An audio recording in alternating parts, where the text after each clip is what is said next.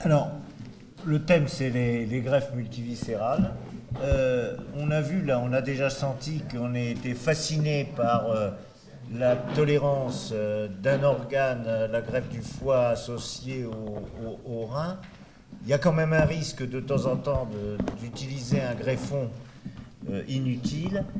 Et là, on va parler là de ces transplantations foie plus rein, parce que c'est quand même une situation difficile.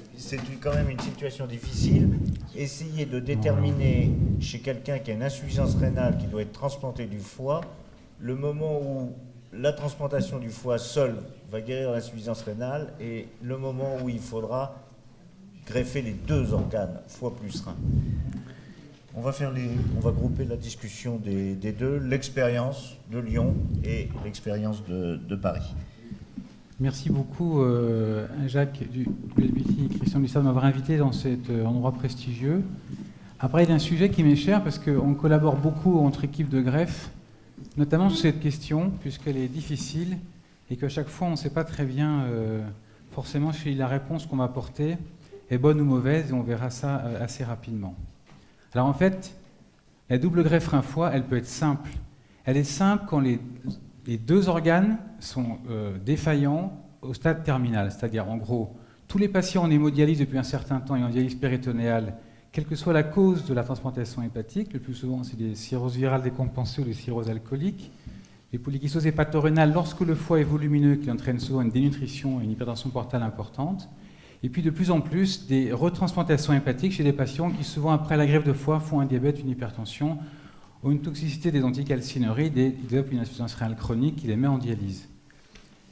Et puis ensuite, les patients qui ont exactement le même tableau, sauf qu'ils ne sont pas encore en dialyse, mais on les voit suffisamment depuis longtemps pour qu'on sache qu'ils ont vraiment une insuffisance rénale chronique. Et quand il y a une clairance à moins de 30, on sait que si on leur greffe un foie seul, ils seront en dialyse dans l'année suivante, donc on leur greffe un rein-foie. Vice-versa, quand ils ont 30 de clairance, on peut essayer de les greffer en greffe préemptive. Et puis après, il y a des indications où le foie sert de thérapie génique. Les patients développent une maladie rénale chronique comme l'hyperoxalurie primitive, l'amylose portugale, et quand on greffe un foie, on compense le déficit, et donc on fait une double greffe. Là, il n'y a pas de doute pour ces patients, et en fait, on ne se pose aucune question, on règle les problèmes en 5 minutes lors des colloques multidisciplinaires.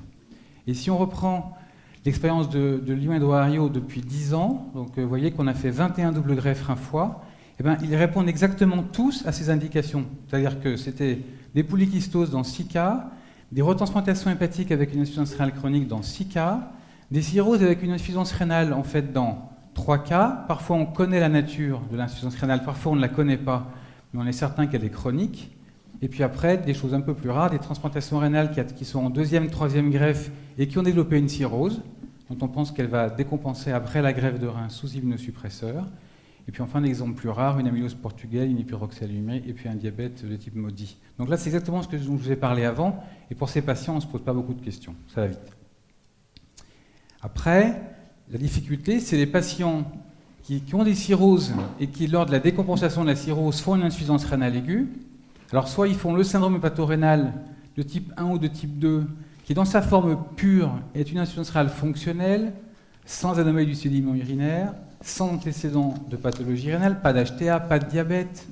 Des patients assez propres, en fait, dont on sait que si on greffe le foie seul, ils doivent récupérer. Mais parfois, ces patients, ils sont en réanimation, ils font un sepsis, ils ont aussi de l'iode, ils ont aussi des amylosides, ils ont un choc septique, et ils font une nécrose tubulaire. Et là, on ne sait plus très bien s'ils ont à la fois la syndrome hépatorénale, la nécrose tubulaire en plus, plutôt la nécrose tubulaire, qui va gagner. Et puis après, il y a tous ceux qui sont insuffisants rénaux chroniques, on le sait, ils ont un diabète, une hypertension, ils ont une cirrhose, puis ils entendent la crête monte, elle redescend, puis là, ils décompensent, et on ne sait pas d'où ils partent, on ne sait pas c'est quoi leur niveau du chronique. Et là, on ne sait pas ce qu'il faut faire. Et donc la question qui se pose, c'est que si on pouvait, moi je leur donnerais un rein à tous. Le problème, c'est qu'on est en pénurie d'organes, et donc on ne doit pas donner des reins qui ne sont pas utiles. Et donc je crois qu'on peut dire en théorie simplement qu'il n'y a pas d'indication de greffe rénale si le syndrome hépatorénal est pur et que l'IRA est totalement fonctionnel. En cas de nécrose tubulaire, on verra que c'est beaucoup plus compliqué parce qu'elle peut laisser des séquelles.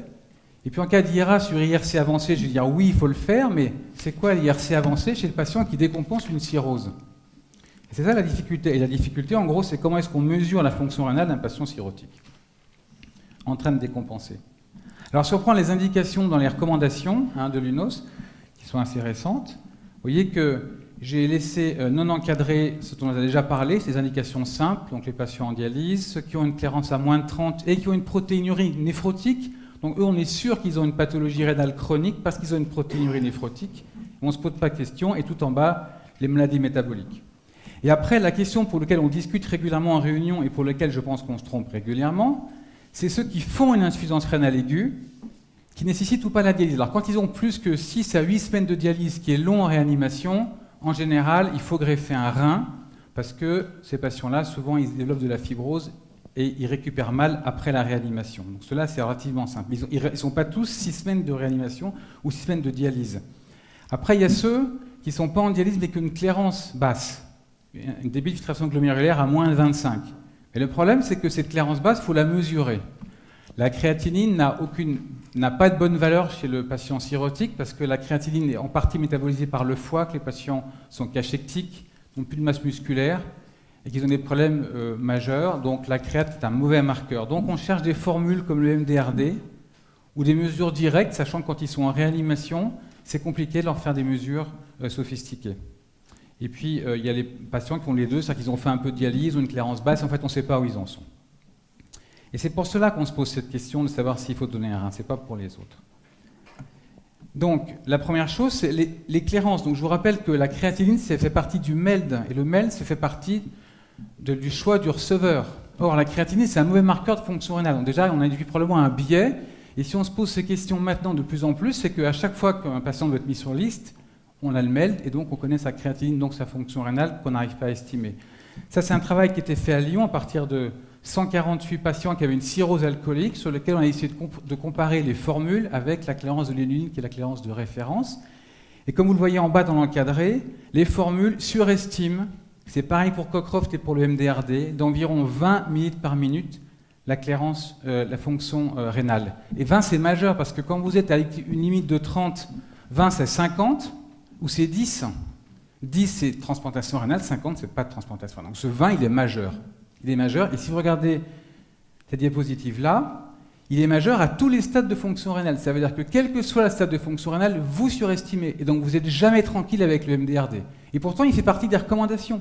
Donc vous partez d'emblée sur des recommandations qui sont mauvaises, puisque la valeur qui permet de trier les patients est fausse. Donc on est vraiment dans une difficulté de décision liée aux méthodes de mesure qui ne sont pas très bonnes. Il y a un autre point de vue qui est important, c'est de savoir si le fait de leur greffer un rein leur donne un avantage de survie, puisque la greffe de foie permet la survie des patients, contrairement à la greffe de rein, qui, elle, permet simplement d'éviter l'hémodialyse. Et donc, si la greffe de foie, de rein permet la survie, on peut accepter de donner des reins qui ne bénéficieront pas à des patients en dialyse non transplantés du foie. C'est éthique de le faire. Et ça complexifie ce papier qui vient de sortir, les choses, parce que si vous comparez les gens qui étaient dans ce travail tous en insuffisance rénale, donc tous ceux dont on parle actuellement, pour qui on se pose des questions, qui ont reçu soit à gauche 1500 patients, c'est l'UNOS aux États-Unis, des reins foie, soit des foies seuls, lorsque vous comparez leurs résultats, ce que vous voyez, c'est que les foies seuls, ils ont une moins bonne survie des greffons, ils ont une moins bonne survie des patients, et ça c'est à 5 ans. Donc le fait de donner un rein donne une survie du patient. Alors c'est aux États-Unis, peut-être qu'en France ou en Europe c'est différent, mais néanmoins c'est impressionnant et on a envie de dire que finalement on n'a pas envie de se tromper. Le deuxième point, c'est que lorsque vous regardez la cause de l'insuffisance rénale, ici c'est le syndrome hépatorénal qui en principe ne devrait pas donner d'avantage, c'est faux. Quelle que soit la cause de l'insuffisance rénale, vous gagnez en survie lorsque vous mettez le rein associé. Ce qui est un peu troublant, à la fois pour la survie du greffon, c'est à gauche, mais également sur la survie du patient, c'est à droite. Dernier point, c'est que vous dialysiez ou non, dans cette phase initiale, vous allez choisir est-ce que je mets un rein, je ne mets pas de rein.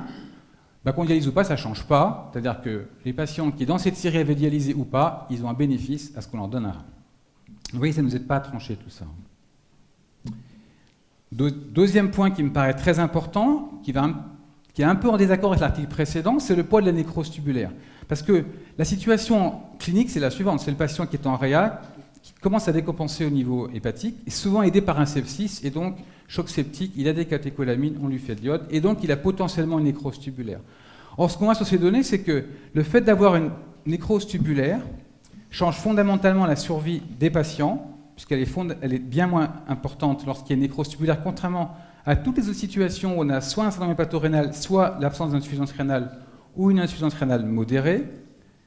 Par ailleurs, le fait d'avoir une nécrose tubulaire est la pire situation pour la fonction rénale après la greffe. Et vous voyez que c'est les patients qui ont une nécrose tubulaire qui ont la moins bonne fonction rénale, alors que la nécrose tubulaire est censée cicatriser en 3 semaines chez les patients qui ne sont pas des cirrhoses décompensées. Donc il est probable que cette nécrose tubulaire chez le patient qui a une cirrhose décompensée, elle se traduit par des séquelles sous forme de fibrose, alors que le syndrome hépatorénal a beaucoup moins de séquelles. Et donc le problème, c'est d'arriver à différencier ces deux groupes. Et la conséquence, c'est que les patients qui ont une nécrose tubulaire sont beaucoup plus en insuffisance rénale chronique après la transplantation hépatique, puisque là, la barre ici, c'est clairance à moins de 30, c'est-à-dire assez rapidement une transplantation rénale.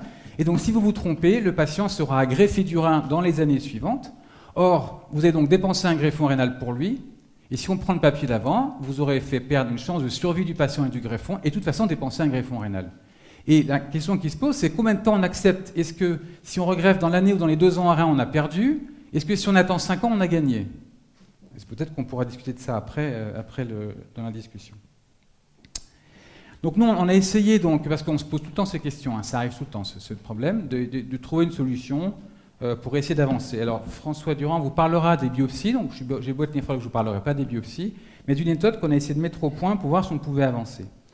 Cette méthode, elle repose sur le fait que le syndrome hépatorénal, qui est donc la première cause d'insuffisance rénale chez le patient cirrhotique décompensé, elle est liée à 2 gros phénomènes qui sont d'une part une vasodilatation périphérique avec notamment splanchnique et la formation d'un 3e secteur qui est l'acide, et celle-ci elle est liée à des facteurs sur lesquels je ne reviendrai pas. Et quand on veut le tester, on met des catécholamines vasoconstrictives et puis on remplit par de l'albumine et on regarde si on arrive à réverser ce syndrome.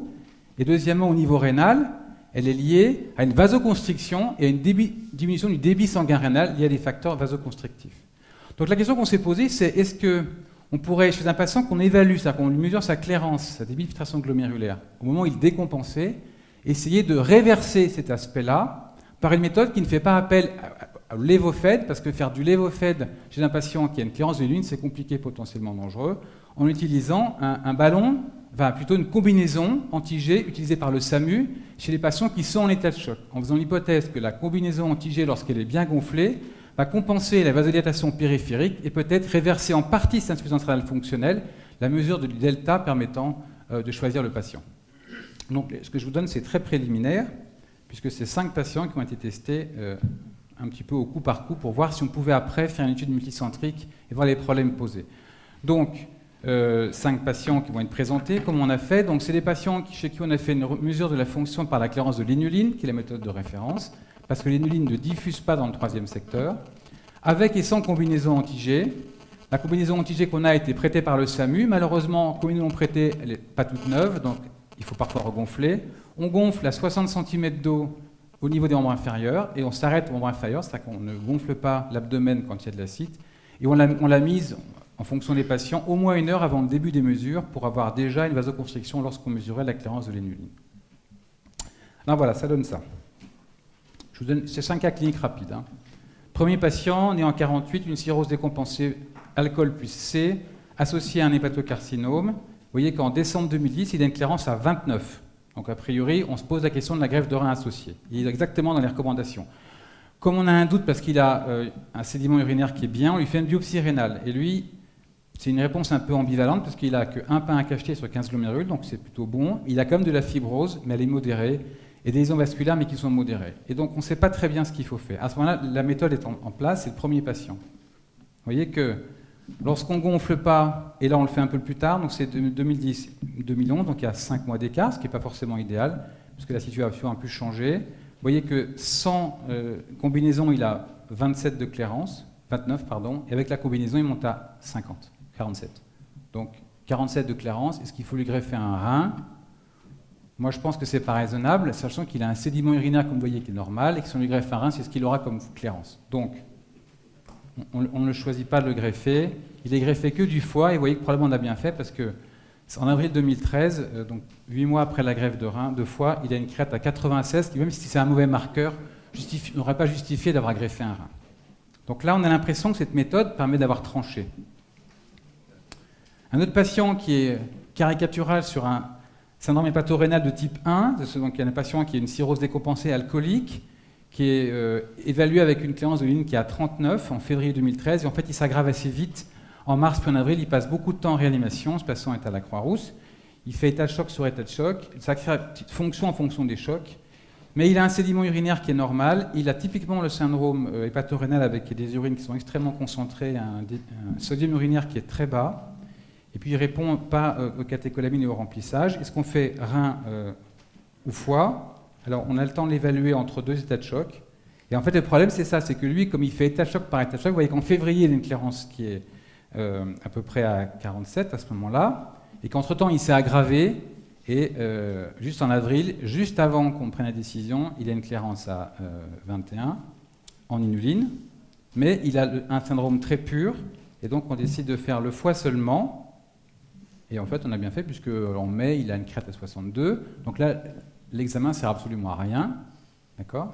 Mais c'était potentiellement prédictible, parce que lui, on n'avait pas tellement de doutes. Alors lui, il est aussi tout à fait intéressant. Il est très représentatif de ce qu'on voit et des questions qu'on se pose, qu'il a une cirrhose décompensée, alcoolique plus hépatite C, et malheureusement, il a une insuffisance rénale chronique qu'on le connaît en tant que néphrologue, puisqu'il est hypertendu et il est diabétique. Et en juillet 2011, il a 27 de clairance. Donc lui, on devrait se dire, on y va en fait, il n'y a pas de raison. Mais c'est pas si simple, parce que ces patients qui ont 27 de clairance en juillet 2011, parfois 6 mois après, ils ont d'un coup 50 de clairance. Et c'est les mêmes malades, ils ont toujours le diabète et l'insuffisance rénale. Donc lui, on lui fait le test, et vous voyez que chez lui, c'est assez positif, puisque le premier test, c'est en juillet 2011. On est là, il a une mauvaise clairance, sans qu'on ait fait grand-chose en dehors de la fluctuation de sa fonction qui dépend simplement de ses volumes.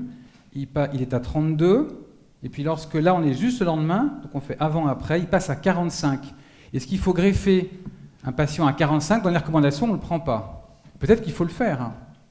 Il ne le prend pas. Donc on décide de ne pas le faire. Et à ce moment-là, il se décompense assez brutalement, donc quelques mois après. Il fait une évolution avec une défaillance multiviscérale, et donc on lui greffe un foie en hyper-urgence. On ne lui met pas le rein, on aurait dû mettre le rein, on ne lui met pas le rein. Il est dialysé en post-transplantation, il était juste avant. Il récupère un peu, quelques mois sans dialyse, et puis maintenant il est dialysé chronique, il est inscrit pour une transplantation rénale. Donc lui, je pense que le test était bon quand on l'a fait, mais il aurait fallu le refaire, on n'a pas eu le temps. Le quatrième, c'est un patient qui a un déficit en alpha-antitrypsine et une cirrhose liée à une NASH, et en fait il développe un syndrome hépatorénal de type 2, donc c'est un peu moins brutal, c'est plus lent, c'est moins sévère. Il répond partiellement au remplissage par l'albumine et aux catécholamines, et vous voyez que sa créatinine elle fluctue, un coup il est à 220, un coup il est à 160, il est un peu protéinurique, pas trop, il n'est pas hypertendu, pas de diabète. Là on n'a pas envie d'y aller, on se dit est-ce qu'il faut y aller, pas y aller, donc on fait le test. Et lui aussi il répond, c'est-à-dire que lui il passe de 30 à plus de 45, ça veut dire qu'il a de la réserve. Peut-être qu'il pourrait faire plus encore, mais il y a de la réserve. Donc on décide qu'a priori, il ne faut pas lui greffer un rein. Et en fait, on ne décide pas pour ça, c'est parce qu'il a une cardiopathie dilatée, qu'il a fait des AVC, et on ne veut même pas lui greffer un foie, lui. Mais lui, il montre que chez un patient qui a une cirrhose décompensée, cette fluctuation, on peut la réverser. Et après, éventuellement poser des questions sur est-ce qu'il faut le faire ou pas. Et le dernier, et j'aimerais bien avoir l'avis de François Durand là-dessus, c'est un patient qui est en cours d'évaluation par nos équipes, qui a une cirrhose alcoolique avec des acides à répétition réfractaires, qui lui aussi est diabétique et hypertendu. Mais ce n'est pas parce qu'on est diabétique qu'on doit être transplanté du rein, ni hypertendu, parce que beaucoup de diabétiques et hypertendus ne sont pas transplantés du rein. Seulement, il a une clairance à 36 et il a une fois 4 grammes de protéinurie. Donc lui, il est prêt dans les recommandations. Et puis il décompense par intermittence. Il n'a pas dématuré, on lui fait le test. Vous lui feriez quoi, une greffe de rein ou rein foie, lui? C'est pas évident, hein. Ça dépend peut-être de la biopsie. Il va répondre tout de suite. Alors voilà, on en est là. Donc la première EFR, il a 35 et il a 4 grammes de protéinurie. Sauf que la deuxième, avec un peu d'IEC, il a plus que 0,8 de protéinurie. C'est quand même pas beaucoup. Et il a toujours 35. Là, on a un peu envie d'y aller. Et quand on le réverse, il a 45. Et il y a une protéinurie à 0. Alors est-ce qu'il faut greffer un patient qui a 45 de clairance d'un rein foie ou pas? Et en fait, c'est ça la question. Le reste, on s'en fiche, c'est ça. Est-ce qu'il faut donner un rein à ce patient? Alors pour ça, je pense qu'il faut lui faire une biopsie. Et on discutera, donc on n'a pas pris la décision. Et on va discuter de ça avec François sous la biopsie. Donc à part ça, cette méthode elle est compliquée parce que c'est 2 hôpitaux de jour, parce qu'il faut faire avec et sans. Le ballon il est douloureux, les patients ne tolèrent pas très bien, il faut regonfler régulièrement. Il y a un problème de recueil d'urine, parce que pour les faire pisser, il faut qu'ils se lèvent, donc ils se lèvent avec une grosse combinaison, donc ils se lèvent, puis ils ne tiennent pas debout, puis après ils se recouchent, donc pour les patients c'est compliqué. Donc il faut seulement travailler sur la combinaison elle-même. Ensuite, la question c'est, est-ce qu'on ne pourrait pas gagner un peu plus? Probablement, mais après à la limite on s'en fiche. Si on obtient une réversion de combien de pourcents on veut, c'est la question qui va se poser. Et puis est-ce que ça marche s'il n'y a pas d'œdème? J'en sais rien, parce qu'on n'a pas fait assez de patients. Donc je pense qu'il faut qu'on fasse une étude multicentrique, au moins monocentrique, en travaillant sur ces questions. Et donc ce qu'on peut dire, c'est que ce que va discuter François tout à l'heure, c'est que en fait, c'est très simple quand ils sont en dialyse, très simple quand ils ont une insuffisance rénale aiguë. Entre les deux, finalement, c'est quand ils ont moins de 60 de clairance qu'on veut mesurer leur fonction rénale, mais qu'on ne sait pas bien faire. À plus que 60, on va dire non. Et la question, c'est ceux-là, c'est 30 à 60 en fait. Ceux-là, on peut les biopsier, mais chez nous, pour des raisons de troubles de l'hémostase, parce qu'on n'a pas la technique de la voie transjugulaire, on ne les biopsie pas. Et je pense que la technique qu'on veut utiliser, elle répond à ça en fait. C'est à partir de cette combinaison anti-G, est-ce qu'on peut répondre pour ces patients de 30 à 59. Et c'est pour eux que le problème se pose, les autres, ça ne se pose pas. Voilà, je vous remercie.